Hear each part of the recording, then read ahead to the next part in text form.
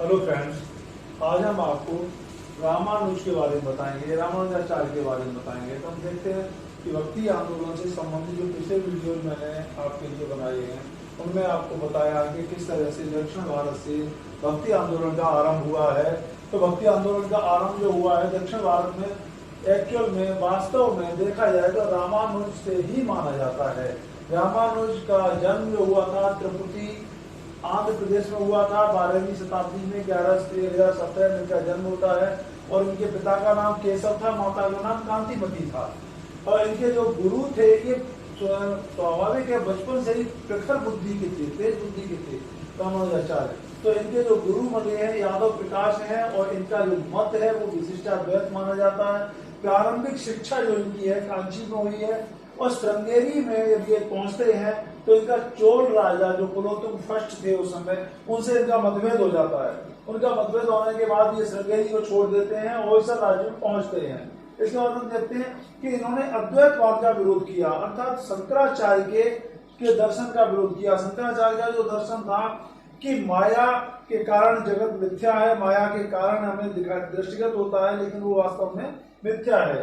लेकिन इन्होंने अद्वैतवाद का विरोध किया है और इसीलिए अद्वैतवाद के विरोध में जो इन्होंने अपना सिद्धांत दिया वो उसकी अद्वैतवाद की प्रक्रिया मानी जाती है और इसीलिए इसे विशिष्टाद्वैतवाद कहा जाता है। विशिष्टाद्वैतवाद का प्रतिपादन इन्होंने किया है। इनके अनुसार जीव आनंदमय, चैतन्यमय, स्वयं प्रकाशित एवं वैशिष्ट पूर्ण है। जगत मिथ्या न होकर सत्य सृष्टि है, ईश्वर की सत्य सृष्टि है, जगत मिथ्या नहीं है। और ब्रह्म, जीव और जगत ये तीनों का ही एक विशिष्ट संबंध है और ये तीनों ही सत्य हैं। इसीलिए इस सिद्धांत को विशिष्टाद्वैत कहा गया है। जिस प्रकार से मनुष्य को ईश्वर की आवश्यकता होती है उसी प्रकार से ईश्वर को भी मनुष्य की आवश्यकता होती है। इनका ये मानना, इनका ये सिद्धांत है। और ईश्वर से ही आत्मा का निर्माण होता है, ईश्वर अपने में से ही आत्मा का निर्माण करता है और अंततः जो आत्मा होती है वो ईश्वर में ही विलीन हो जाती है, उसका आत्मा का ईश्वर में विलय हो जाता है। आत्मा को परमानंद ईश्वर में विलय में नहीं प्राप्त होता है बल्कि उसकी निकटता से ही प्राप्त होता है। अब देखते हैं कि जो इन्होंने रामानुजाचार्य ने अपना जो सिद्धांत दिया है वो वेदांत संग्रह में संग्रहित है। वेदांत संग्रह में ही इन्होंने शंकराचार्य के मत का खंडन किया है और इनके अनुसार एकाग्रता एवं भक्ति से मोक्ष संभव है। एकाग्रता, मन की एकाग्र चित्तता और भक्ति के बिना मोक्ष संभव नहीं है। और भक्ति मार्ग भी इन्होंने जो बताया है ईश्वर प्राप्ति का श्रेष्ठ मार्ग बताया है।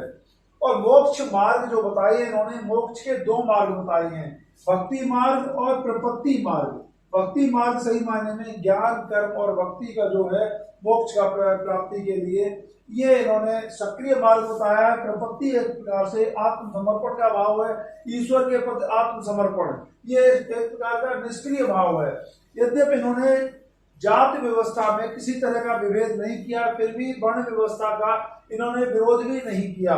और इनके अनुसार जो वंचित थे, अंत्यज थे, उनके लिए इन्होंने प्रपत्ति मार्ग रखा और वर्ष में एक दिन मंदिरों के द्वार अंत्यजों के लिए खोलने का इन्होंने प्रावधान किया।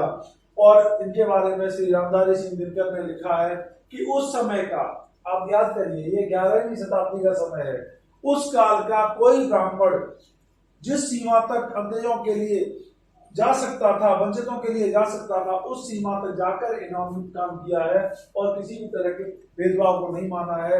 यहाँ तक कि इनके अनुयायियों में अंग्रेजों की संख्या, वंचितों की संख्या लाखों में थी, जिन्होंने इनके प्रभाव से, इनके उपदेशों को मानते हुए वैष्णव धर्म का पालन किया, वैष्णव धर्म के अनुयायी बने हैं।